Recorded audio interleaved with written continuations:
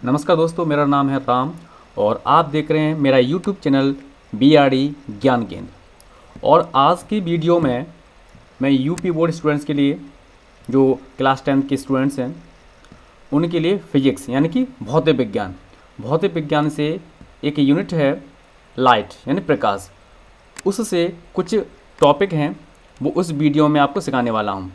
तो चलिए शुरू करते हैं इस ज़बरदस्त वीडियो को ज़बरदस्त तरीके से। तो हम शुरुआत करते हैं सबसे पहले लाइट से यानी कि प्रकाश से, कि प्रकाश किसे कहते हैं या फिर कह लीजिए प्रकाश क्या होता है। तो समझते हैं यहाँ पर प्रकाश ऊर्जा का एक रूप है जिसकी सहायता से हमें वस्तुएं दिखाई देती हैं। समझने का प्रयास करेंगे। यहाँ पर प्रकाश क्या है? प्रकाश ऊर्जा का एक रूप है। प्रकाश ऊर्जा का एक रूप है जिसकी सहायता से हमें वस्तुएं दिखाई देती हैं। अतः ये कह लीजिए आप, वह विकिरण जो हमारी आंखों को संवेदित करता है प्रकाश कहलाता है।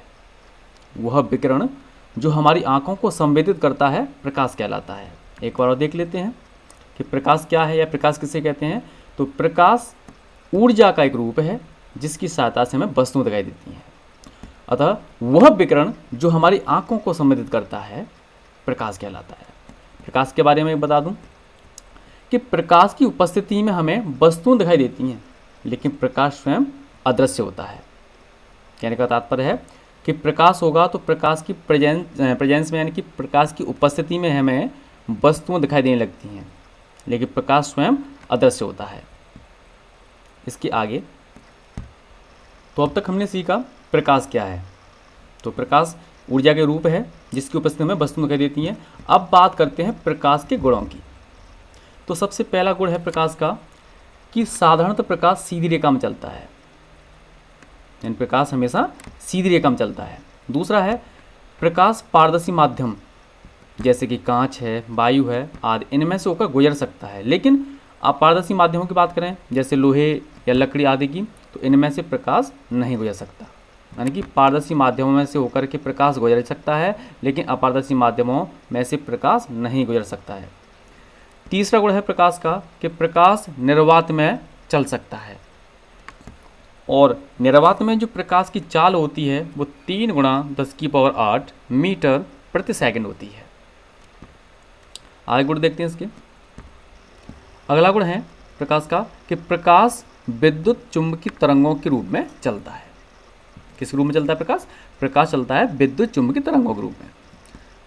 और इसके आगे है प्रकाश में परावर्तन व अपवर्तन होता है, यानी प्रकाश में परावर्तन भी होता है और प्रकाश में अपवर्तन भी होता है। अब बात कर लेते हैं कि प्रकाश का परावर्तन क्या होता है और प्रकाश का अपवर्तन क्या होता है।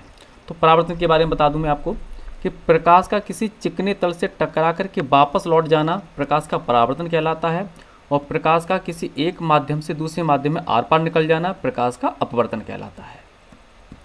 अगला गुण देखते हैं।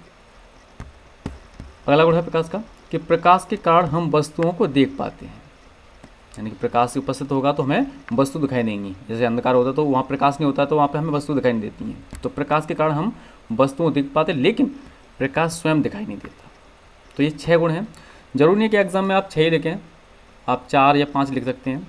और जो ये टॉपिक जो मैं आपको सिखा रहा हूँ या आप सीख रहे हैं इस वीडियो के माध्यम से, तो वो क्लास 10 के लिए भी नहीं है, क्लास 12 के लिए भी है। ये क्लास 12 में भी है ये टॉपिक। अब आगे देखते हैं प्रकाश किरण व प्रकाशपुंज के बारे में।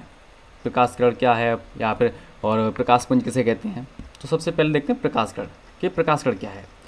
तो यहाँ देखें, प्रकाश तरंग जिस सरल रेखीय पथ पर गमन करती है उसे प्रकाश किरण कहते हैं।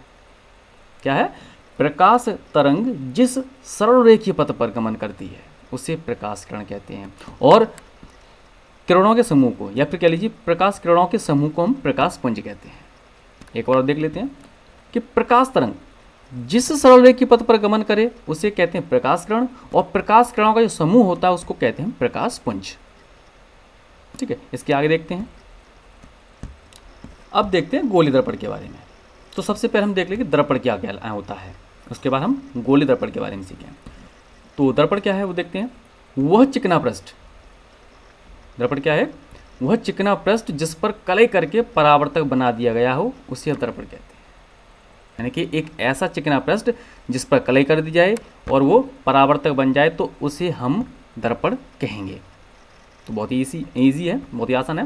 मतलब दर्पण क्या है कि वह चिकना पृष्ठ जिस पर कलई करके परावर्तक बना दिया गया हो उसे हम दर्पण कहते हैं। अब देखते हैं गोल दर्पण। वे दर्पण जो कांच के खोखले गोले के कटे भाग होते हैं उन्हें गोल दर्पण कहते हैं। वे दर्पण जो कांच के खोखले गोले के कटे भाग होते हैं उन्हें गोली दर्पण कहते हैं। तो कांच के खोखले गोले के कटे भाग को हम गोल दर्पण कहते हैं। और गोल दर्पण की बात करें तो गोली दर्पण मुख्यतः 2 प्रकार के होते हैं। कौन कौन से होते हैं देखते हैं। गोल दर्पण होते हैं 2 प्रकार के, एक होता है अवतल दर्पण और दूसरा होता है उत्तल दर्पण। अवतल दर्पण की जो फोकस दूरी है वो हमेशा ऋणात्मक होती है और उत्तल दर्पण की फोकस दूरी है वो हमेशा धनात्मक होती है। तो ये इस वीडियो हमने प्रकाश के बारे में, प्रकाश गुणों के बारे में, प्रकाश किरण, प्रकाश पुंज और दर्पण के बारे में सीखा है। अगर वीडियो अच्छी लगी हो तो अपने फ्रेंड्स में इसे शेयर कीजिए और अच्छी लगी है तो लाइक कीजिए और चैनल पर अगर आप नए हैं तो चैनल को सब्सक्राइब कीजिए। Thank you.